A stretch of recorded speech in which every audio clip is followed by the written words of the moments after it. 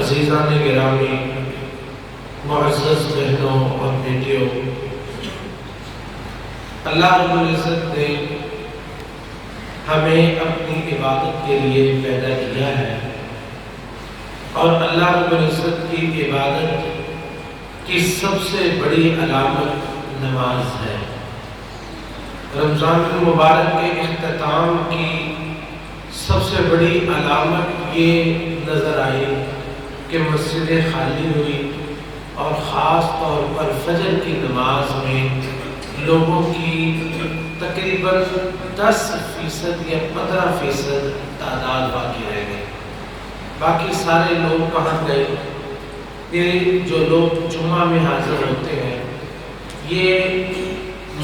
نماز کے اندر کہاں ہوتے ہیں؟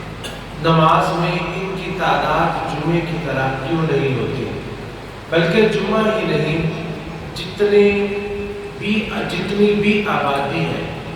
جتنے بھی لوگ اس ملک پاکستان میں بستے ہیں اور دعویٰ ایمان کا کرتے ہیں، انہیں آپ کو مسلمان لکھواتے ہیں، شناختی کارڈ کے خانے میں بھی انہوں نے اپنے آپ کو مسلمان ہی درج کروایا ہے، تو کسی کے لیے یہ لائق نہیں ہے کہ نماز کا وقت ہو اور نماز کی طرف اسے بلایا جائے، اللہ کی طرف سے پیغام پر اس کو پیغام دے کہ حیا علی الصلاۃ حیا علی الفلاح، تو وہ اپنے گھر میں بیٹھا ہوا ہو۔ کیونکہ اللہ تعالیٰ نے ہمیں تمام انسانوں کو اور جنوں کو پیدا ہی اس مقصد کے لیے کیا ہے کہ وَمَا خَلَقْتُ الْجِنَّ وَالْإِنسَ إِلَّا لِيَعْبُدُونِ، کہ جتنے بھی جن اور انسان ہیں ان کی پیدائش کا ایک ہی مقصد ہے، اور وہ ہے کہ وہ اللہ کی عبادت کریں۔ اور اس کے علاوہ انسان جو امور انجام دیتا ہے، وہ چاہے کاروبار کے ہوں، ملازمت ہو، نوکری ہو، گھر کے کام ہو، کھانا پینا اٹھنا بیٹھنا سونا جاگنا سارا اس کا وہ اضافی امور ہے، اس کے لیے اللہ تعالیٰ نے اسے پیدا نہیں فرمایا۔ اللہ نے پیدا فرمایا صرف اپنی عبادت کے لیے۔ عبادت کیجئے، اور عبادت کی سب سے اچھی اور سب سے بہترین اور اعلیٰ صورت جو ہے وہ نماز ہے۔ نماز توحید کے بعد سب سے پہلا فریضہ ہے جو اللہ رب العزت نے اپنی امت پر فرض فرمایا ہے۔ اور جب بھی اللہ کے رسول علیہ السلام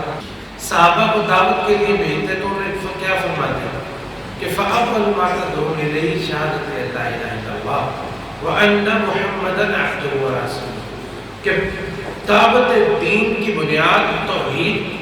فَإِنْهُمْ أَطَاعُوكَ لِذَلِكَ،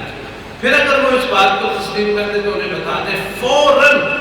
إِنَّ اللَّهَ افْتَرَضَ عَلَيْهِمْ 5 صلوات فی کل یوم ولیلہ، کہ اللہ رب العزت نے ہر دن اور ہر رات میں ہر مسلمان پر، ہر بالغ پر، ہر مرد پر، ہر عورت پر اللہ تعالیٰ نے 5 نمازیں ان پر فرض کی۔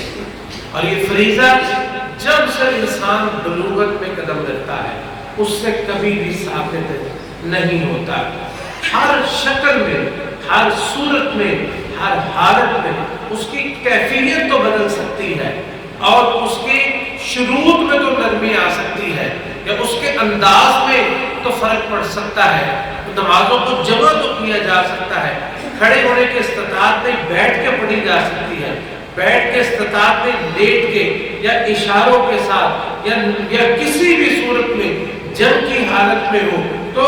میدان جنگ میں گھوڑے کی پیٹھ پہ اپنے ٹینک میں بیٹھے ہوئے اپنے بینکر میں کھڑے ہیں بیٹھے ہیں، جس حالت میں بھی نماز جو ہے وہ لازمی پڑھنی ہے، یہ کسی صورت بھی ثابت نہیں ہوتی سوائے اس عورت کے جو مخصوص ایام میں ہوتی ہے، یا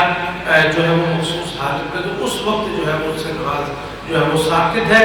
بہرحال وہ فرض ہے، لیکن اتنی دیر کے لیے اللہ نے اسے ثابت کی ہے۔ کسی مرد کے لیے کسی بھی حالت میں اس کے لیے جائز نہیں ہے وہ ہوش و حواس میں ہو،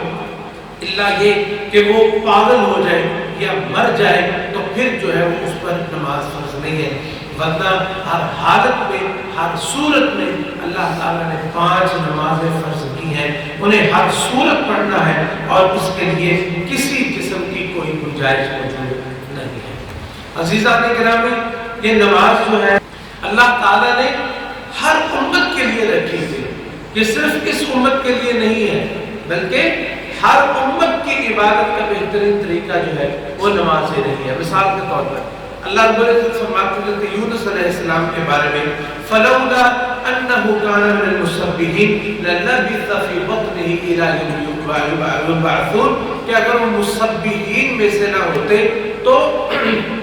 مچھلی کے پیٹ میں قیامت تک رہتے اور وہیں سے وہ روزے قیامت اٹھائے جاتے۔ ابن عباس رضی اللہ تعالی عنہ، سعید بن جبیر اور قتادہ رحمہم اللہ وہ سارے فرماتے ہیں کہ مسبحین سے یہ مراد ہے لولا انہ کان من المصلین، اگر وہ نماز پڑھنے والے نہ ہوتے تو وہ ہمیشہ مچھلی کے پیٹ میں ہی رہتے۔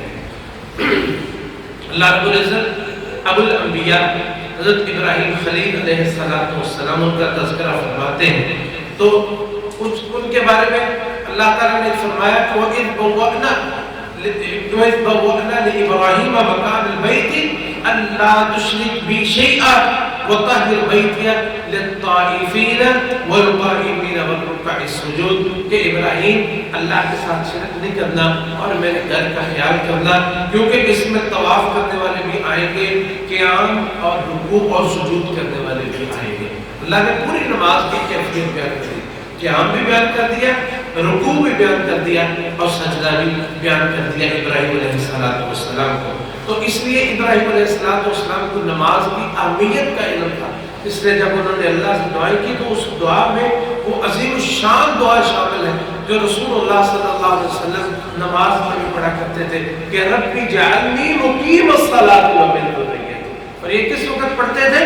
جس وقت نماز پڑھ لی جاتی ہے، نماز مکمل ہو جاتی ہے،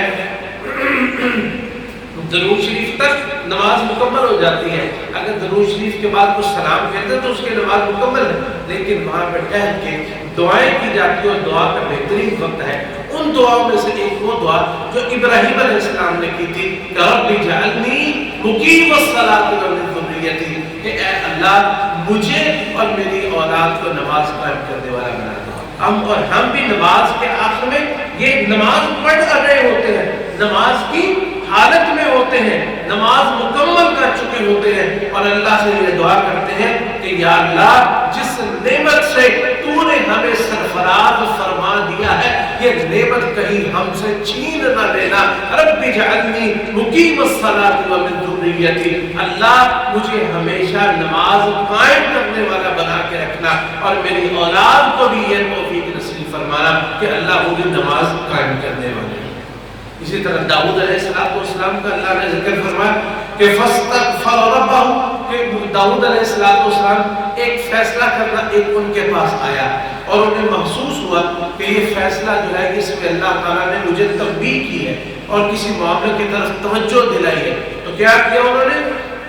فوراً جب توجہ ہوئی فاستغفر ربہ وخر راکعا واناب، کہ فوری طور پر انہوں نے استغفار کیا اور رکوع میں چلے گئے اور اللہ کی طرف رجوع کیا۔ لیکن نماز جو ہے اس کو کبھی رکوع کے ساتھ، کبھی تسبیح کے ساتھ اور کبھی سجدے کے ساتھ اور کبھی ایمان کے ساتھ، اس کا انشاءاللہ ذکر آئے گا۔ تو یہ اللہ تعالیٰ نے ان ساری چیزوں کا جو کنایا ہے، جو اشارہ جو ہے ان الفاظ میں وہ نماز کی طرف سے ہوتا ہے کہ فاستغفر ربہ وخر راکعا واناب۔ پھر ان کے بیٹے آئے جو ہے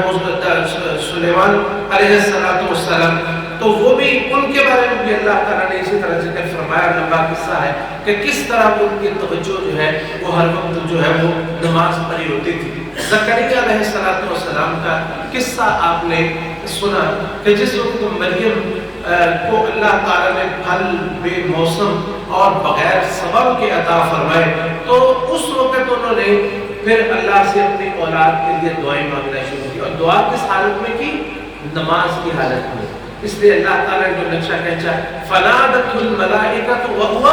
قَائِمٌ يُصَلِّي فِي الْمِحْرَابِ، اللہ فرشتوں نے اسی وقت خوشخبری دی جس وقت انہوں نے نماز شروع کی، محراب میں کھڑے ہو کے نماز پڑھ رہے تھے، اپنے لیے اولاد کی دعائیں کر رہے تھے، اسی حالت میں اللہ کی طرف سے فرشتے آئے اور آ کے وہ خوشخبری دی کہ زکریا اللہ تعالیٰ تمہیں اولاد سے نوازنے والا ہے، اور اس کا نام بھی بتا دیا کہ اس کا نام زکریا ہوگا۔ عیسیٰ علیہ السلام، موسیٰ علیہ السلام کے بھی اللہ تعالیٰ نے اسی طرح ذکر فرمایا کہ موسیٰ علیہ السلام کو جب اللہ تعالیٰ نے بھیجا تو اس وقت بھی انہیں جو ہے یہی فرمایا موسیٰ علیہ السلام کو کہ فَاسْتَمِعْ لِمَا يُوحَىٰ إِنَّنِي أَنَا اللَّهُ لَا إِلَٰهَ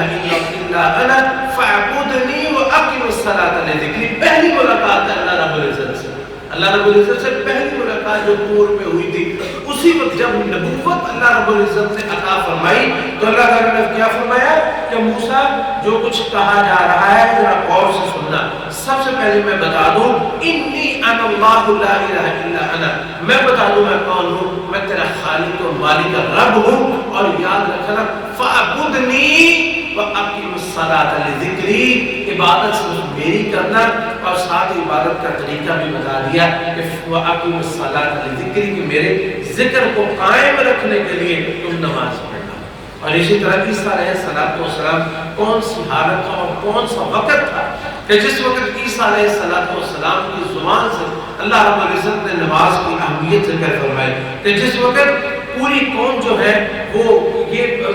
تہمت لگا رہی تھی کہ یہ بچہ کہاں سے آ گیا، کہاں سے یہ تم بچہ لے کے آئے، تو اس وقت وہ جو ایک دن کا یہ شاید جو ہے وہ اسی تھوڑی دیر پہلے ہی پیدا ہوئے تھے، تو اسی وقت جو ایک شیر خوار بچہ،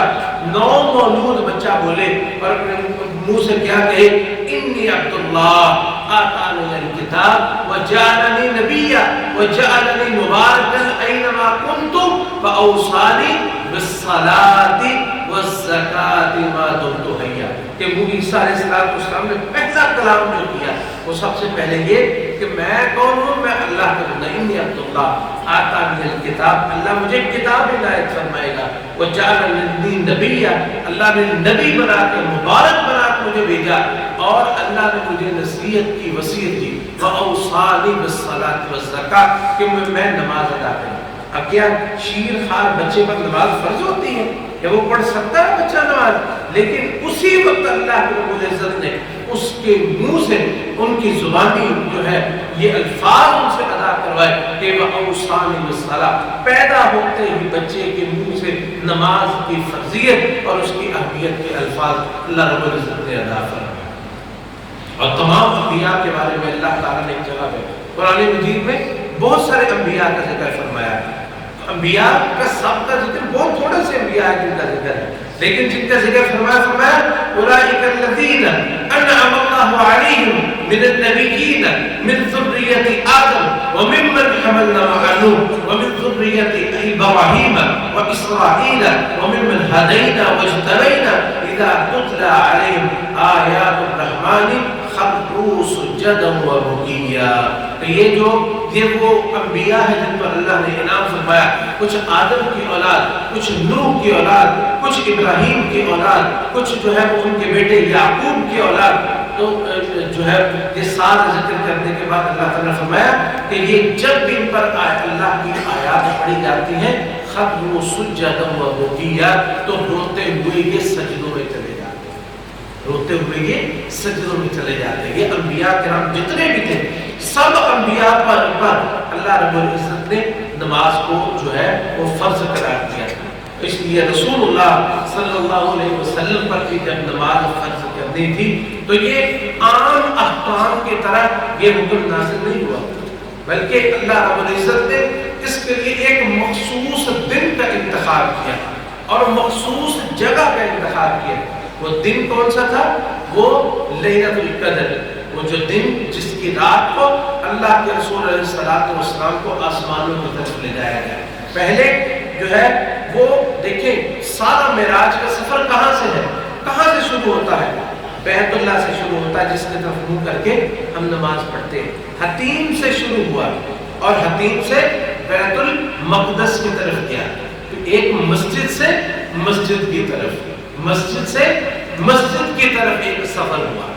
اور وہاں پہ بھی آپ نے کیا کیا؟ وہاں جا کے انبیاء کو نماز پڑھائی اور پھر آسمانوں کی طرف جانا شروع ہوئے اور رستے میں آپ فرماتے ہیں کہ میں نے موسیٰ علیہ السلام کو دیکھا، اس کی کیفیت اللہ ہی جانتا ہے کہ وہ قبر میں نماز پڑھ رہے تھے، اس کی کیفیت اللہ ہی جانتا ہے کیسی تھی۔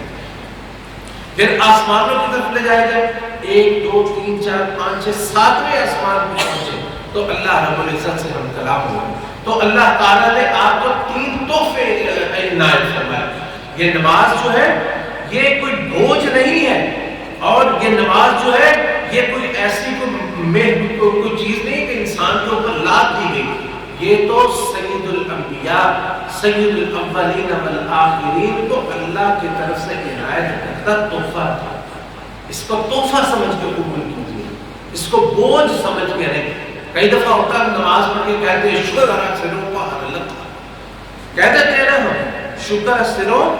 پہاڑ اللہ، یہ وزن ہے، اس کو ہم بوجھ سمجھتے ہیں اپنے اوپر۔ اللہ کے رسول علیہ الصلوۃ والسلام جب نماز پڑھ رہے ہوتے تھے تو سکون میں ہوتے تھے، اور ہم نماز پڑھنے کے بعد کہتے ہیں شکر ہے سروں پہاڑ اللہ۔ اللہ تعالیٰ ہمیں ہدایت نصیب فرمائے۔ یہ ایسی اہمیت والی چیز، 7ویں آسمان پہ اللہ رب العزت نے آپ کو 3 تحفے عنایت فرمائے، اور ان تحفوں میں سے سب سے بڑا تحفہ کون سا تھا؟ وہ نماز کا تھا۔ اور کتنی نمازیں فرض ہوئی؟ 50 نمازیں۔ اللہ کے رسول علیہ الصلوۃ والسلام نے بالکل اعتراض نہیں کیا کہ یا اللہ تم نے 50 نمازیں کیوں فرض کی ہیں، ہم کیسے پڑھیں گے؟ اس لیے کہ آپ کو نماز سے محبت ہی پڑی گئی، آپ نے اس کو تحفہ سمجھ کے اللہ تعالیٰ کی قبول کیا۔ وہ تو موسیٰ علیہ السلام ہماری ہمدردی کے لیے موجود تھے، اللہ تعالیٰ ان کو جزائے خیر عطا فرمائے، ہم پر اتنی آسانی کروا دی، 50 کی جگہ پہ 5 نمازیں کروا دی، لیکن اللہ نے فرمایا نمازیں 5 ہیں، اجر وہ 50 کا نہیں عطا۔ یہ جو ہے اجر میں اللہ تعالیٰ نے کمی نہیں کی، اس لیے رسول اللہ صلی اللہ علیہ وسلم فرمایا کرتے تھے کہ قرۃ عینی فی الصلاۃ، کہ میری جو ہے آنکھوں کی ٹھنڈک نماز میں، میری آنکھوں کی ٹھنڈک نماز میں ہے۔ اس کو آپ نے کتنی احادیث ہے جو ہم وقت کی قلت کے پیش نظر کیسے ہم بیان کر سکتے ہیں کہ آپ نے رسول اللہ صلی اللہ علیہ وسلم نے اس کو دین کی بنیاد قرار دیا ہے۔ بنیادوں کے بغیر کوئی عمارت کھڑی ہو سکتی ہے؟ دین کی بنیاد قرار دیا۔ اور دیکھیں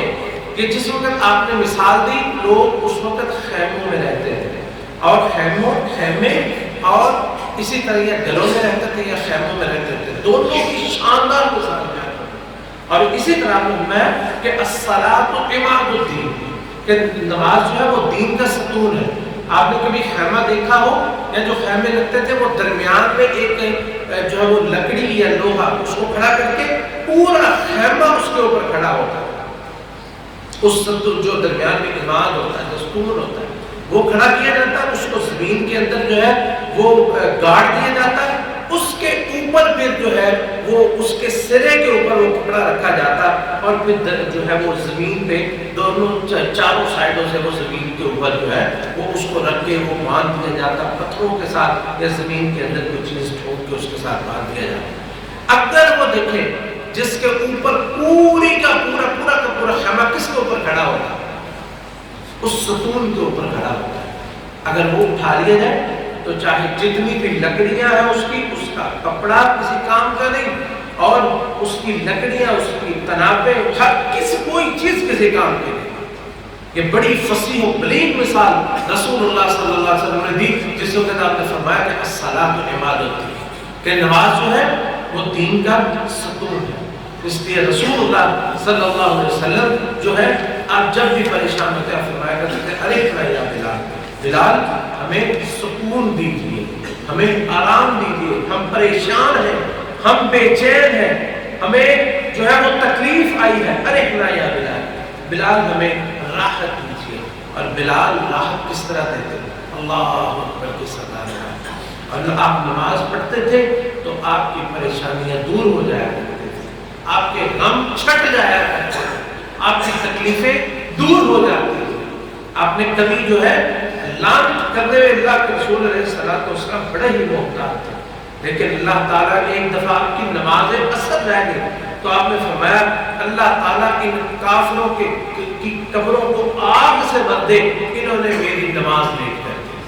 انہوں نے میری عصر کی نماز جو ہے وہ لیٹ کر دی ہے۔ آپ اس قدر ناراض ہو کہ میری ایک وقت کی جو ہے وہ نماز رہ گئی ہے۔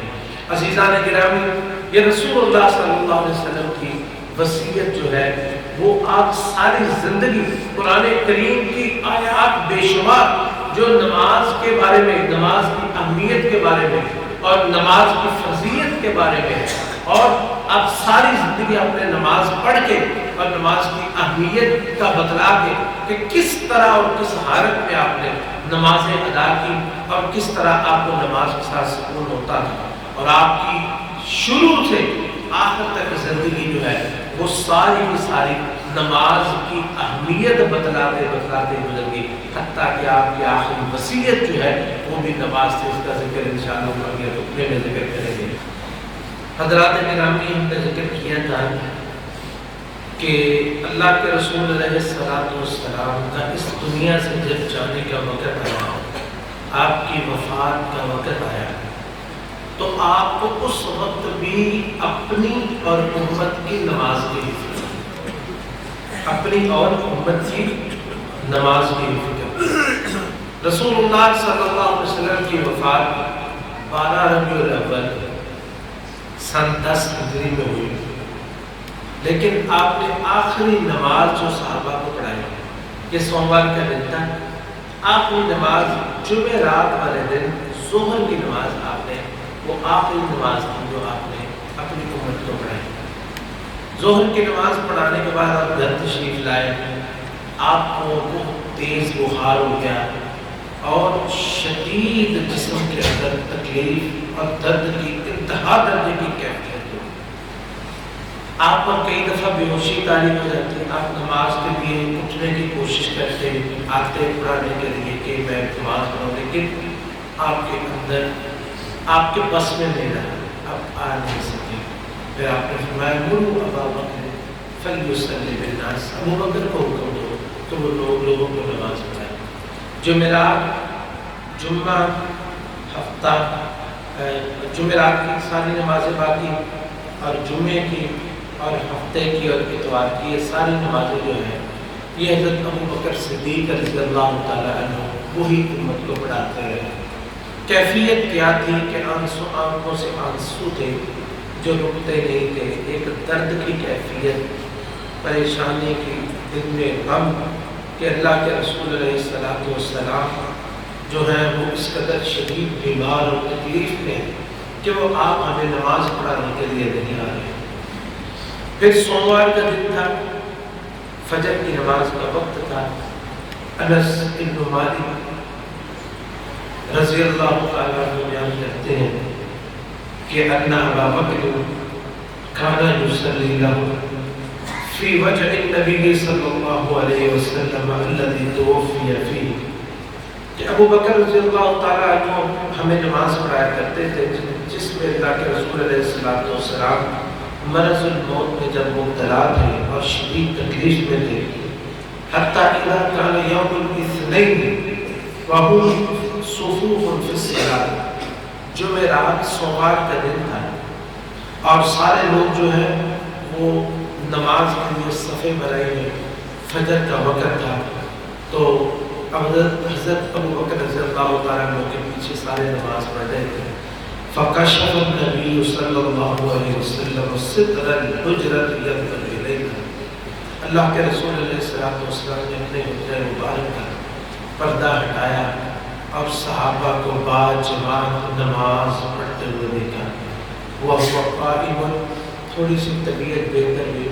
تو آپ اپنے حجرے کے دروازے میں کھڑے ہو کے صحابہ کو دیکھ رہے ہیں۔ انس بن مالک فرماتے ہیں کأن وجهه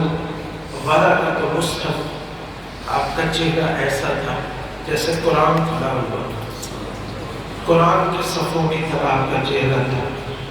ثم يتبسم يضحك، پھر آپ مسکرائے، صرف مسکرائے نہیں بلکہ آپ ہنس دیے امت کو اس حالت میں دیکھ کے